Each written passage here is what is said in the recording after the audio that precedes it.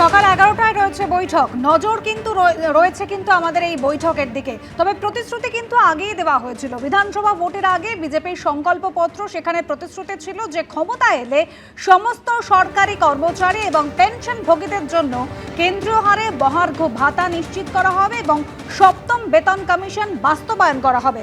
এখন আজকের এই মন্ত্রিসভার বৈঠকে ডিএ নিয়ে কোনো সিদ্ধান্ত হয় কিনা তার দিকেই তাকিয়ে রয়েছেন রাজ্য সরকারি কর্মচারীরা।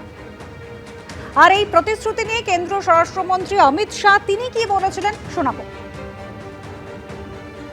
सभी सरकारी कर्मचारियों व पेंशन भोगियों के लिए डीए सुनिश्चित किया जाएगा और 45 दिन के अंदर ही 7वें वेतन आयोग को लागू कर सभी कर्मचारियों का सम्मान करने का काम नई बनने वाली भारतीय जनता पार्टी की सरकार करेगी। ডিএ নিয়ে জটিলতা সুপ্রিম কোর্ট পর্যন্ত পৌঁছেছে। আপনারা জানেন 5ই ফেব্রুয়ারি আদালত নির্দেশ দেয় ডিএ মামলার শুনানিতে যে রায় দেয় সুপ্রিম কোর্ট, সেখানে তারা জানায় 2008 থেকে 2019 সাল পর্যন্ত বকেয়া ডিএর 25% অবিলম্বে মিটিয়ে দিতে হবে। অবসরপ্রাপ্ত বিচারপতি ইন্দু মালহোত্রার নেতৃত্বে 4 সদস্যের কমিটি গঠন করে দেয় সুপ্রিম কোর্ট। সর্বোচ্চ আদালত নির্দেশ দেয় রাজ্য সরকারের সঙ্গে আলোচনা করে এই কমিটি ঠিক করবে মোট কত টাকা বকেয়া রয়েছে। 25% বকেয়া দিয়ে মিটিয়ে দেওয়ার পরে বাকি টাকা কিভাবে দেওয়া হবে, কখন দেওয়া হবে বা কটি কিস্তিতে দেওয়া হবে তাও কিন্তু এই কমিটি ঠিক করবে। 6 মার্চের মধ্যে কমিটিকে তা ঠিক করতে হবে এবং 31শে মার্চের মধ্যে বাকি বকেয়া টাকার প্রথম যে কিস্তি তা দিয়ে দিতে হবে।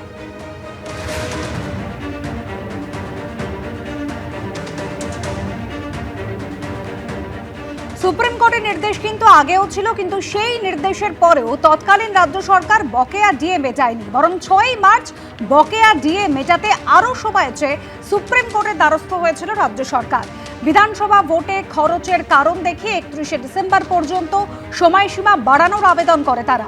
আর শেষে 15ই মার্চ বিধানসভা ভোটের দিনক্ষণ ঘোষণার 55 মিনিট আগে ডিএ দেওয়ার কথা ঘোষণা করেছিলেন মমতা বন্দ্যোপাধ্যায়।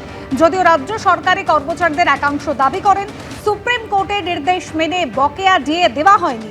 আর এই অভিযোগ নিয়ে সুপ্রিম কোর্টের দ্বারস্থ হয়েছিল রাজ্য সরকারি কর্মচারীদের একাধিক সংগঠন। গত সোমবার প্রথমবারের জন্য রাজ্য মন্ত্রিসভার বৈঠক করেন মুখ্যমন্ত্রী শুভেন্দু অধিকারী। একগুচ্ছ প্রতিশ্রুতি কিন্তু সেখানে দেওয়া হয়েছে। সীমান্তে কাটা তারের জন্য বিএসএফকে জমি হস্তান্তর করা হবে 45 দিনের মধ্যে। সরকারি চাকরির আবেদনের ক্ষেত্রে বয়সের ঊর্ধ্বসীমা বাড়ানোর সিদ্ধান্ত নেওয়া হয়েছে।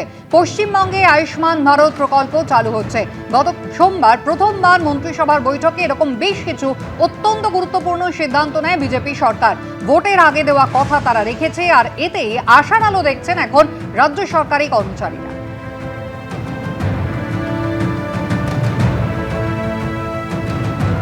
রাজ্যে পালাবদলের সঙ্গে সঙ্গেই মুক্ত হলো শিল্পের ভাষা। সরকারি সিনেমা হলে দেখানো হলো বিজেপি বিধায়ক এবং অভিনেতা রূপা গঙ্গোপাধ্যায় থেকে রুদ্রনীল ঘোষের ছবি। লবিবাজি খতম হওয়ার আশায় বুক বাঁধছে স্টুডিও পাড়া। ডবল সেঞ্চুরি হাঁকিয়ে প্রথমবার পশ্চিমবঙ্গে ক্ষমতায় এসেছে বিজেপি।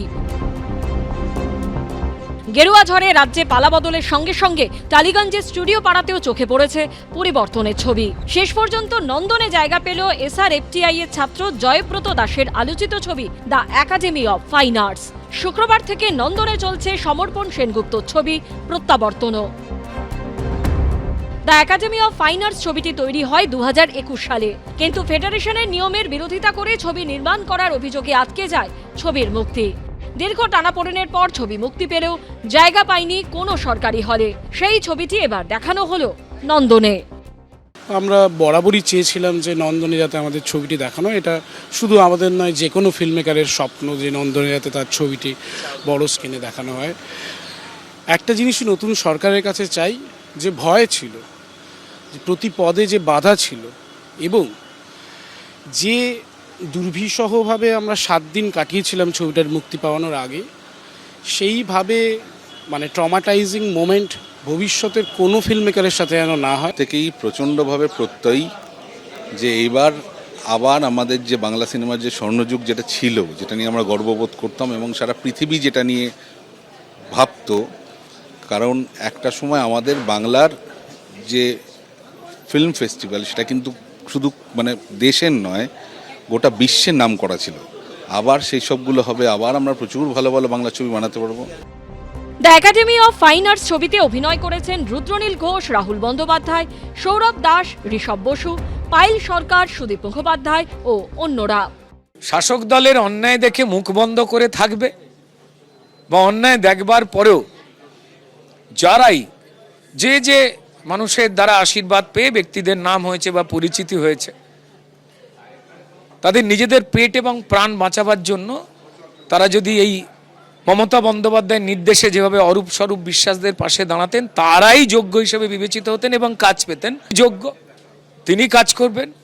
শুধু একটাই আমাদের অনুরোধ, যে কোনো টুকরে টুকরে করবার যে অভিপ্রায় সেটা বড় আলাদা করে দিয়েছে। আরজিকর সময় আমি অনেক মিছিল হেঁটেছি, কোনো রাজনৈতিক দলের পতাকা হাতেও হাঁটিনি, কারোর বিরুদ্ধেও কোনো কথা বলিনি, আমি হেঁটেছি, শুধু হেঁটেছি, হাঁটাটুকুই আমার কাজ ছিল। তার জন্য অনেক জায়গায় শুনতে হয়েছে, প্রডিউসাররা বা ডিরেক্টররা বলেছে তুই আরজিকরে কেন যাচ্ছিস, এরপর তো তোকে কাস্ট করা হবে না, না তোকে কাস্ট করলে আমরা কি করে বিক্রি করব ছবি। তো এই ধরনের কথা যেন আমার ক্ষেত্রে নয়, আমার মতন আরও যারা নতুন অ্যাসপায়ারিং অভিনেতা বা অভিনেত্রী আছেন তাদের কাছে একটা সুযোগ দেওয়া হোক। প্রত্যাবর্তন ছবিতে অভিনয় করেছেন অঞ্জন দত্ত, রূপা গঙ্গোপাধ্যায়, শিলাজিৎ মজুমদার, অপরাজিতা আর্ধ সহ অনেকে। বাচ্চা মেয়ে মাত্র এসছে ইন্ডাস্ট্রিতে, একজন সিনিয়র অভিনেত্রীকে মানে চেয়ার ছেড়ে দিলেন না বসার জন্য, ঘরে ঢুকতে দিলেন না। How is it possible? মানে আমরা কোনদিন ভাবতে পেরেছি? আমাদের সমাজে ওতপ্রোতভাবে জড়িত, তো সবকিছুর মধ্যেই আছে, কিন্তু সে থেকে আমরা একটুখানি এখন রিলিফ পেয়েছি। এবার ছবিগুলোর বিষয় সম্বন্ধে লোককে জানাও। একাডেমি অফ ফাইন আর্টস এর মতো একটা ছবি হয়েছে, এরকম ট্রিটমেন্টে বাংলা ছবি আমি কোনোদিন দেখিনি। তৃণমূলের আমলে টালিগঞ্জে স্টুডিও পাড়ার অন্দরমহল থেকে বারবার উঠে এসেছে মারাত্মক সব অভিযোগ। ব্যান্ড রাজনীতি, শিল্পী ও শিল্পের ওপর শাসকের শাসন থেকে বিশ্বাস ব্রাদার্সের একাধিপত্য।